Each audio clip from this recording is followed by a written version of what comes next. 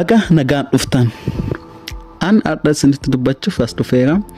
Har'a yeroo keenya fudhannee abjuu fi galma keenya guddifna. Abjuu qabaachuun isiniif qofa miti. Kaayyoo qabaachuun jireenya keessan jijjiira. Yeroo ammaa kana daandii akka abjuutti fudhannu haa ilaalluuti. Tokkoffaa humna abjuu. Abjuu qabdaa? Abjuun kee xiqqaa miti. Namni hundi hin hubatu garuu dhugoomsuu dandeessa. Abduun gara fuulduraatti akka tarkaanfannu nu kakaasa, nu jajjabeessa. Karaan salphaan hin jiru garuu tarkaanfii tokko illee fudhachuun waan hunda caalaa barbaachisaadha. Fakkeenya Elon Musk abjuu fi kaayyoo guddaa qabaachuun akkamitti akka danda'amu agarsiisa. Atis akka isaa ka'ursinaan galmaan ga'uu ni dandeessa.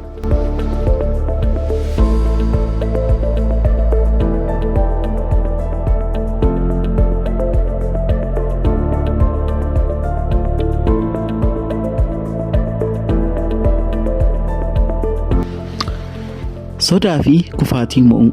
Namni hundi qormaataa fi gufuun isa mudata. Hin sodaatin. Gufuun galma kee hin dhaalu. Yeroo kuftu akka carraa humna kee guddisuutti ilaali. Namoonni milkaa'an kufaatii irraa hin fagaatan. Erga kufanii booda deebi'anii ka'u.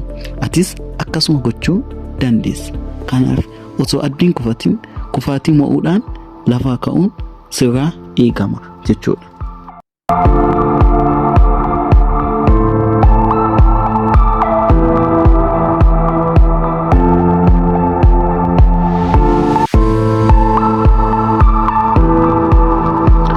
Sadaffaa hojii cimaa fi walsimaa.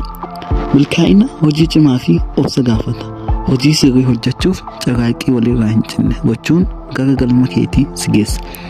Gochoonni xixiqqoon illee yoo itti fufan bu'aa guddaa qabu. Daandiin salphaan hin jiru garuu hojii fi abjuu kee jabeessi.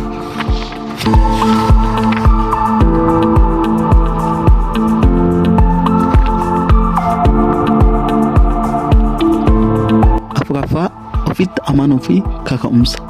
Ofitti amanuun barbaachisaadha. Waan kamiyyuu galmaan ga'uuf dandeettii qabda. Namoonni biroo yoo sitti hin amanne ofitti amanuu qabda. Yaadaa fi abjuun kee dhugoomsuuf ofitti hirkadhu. Yoo ofitti hin amanne namni biraa si hin amanu.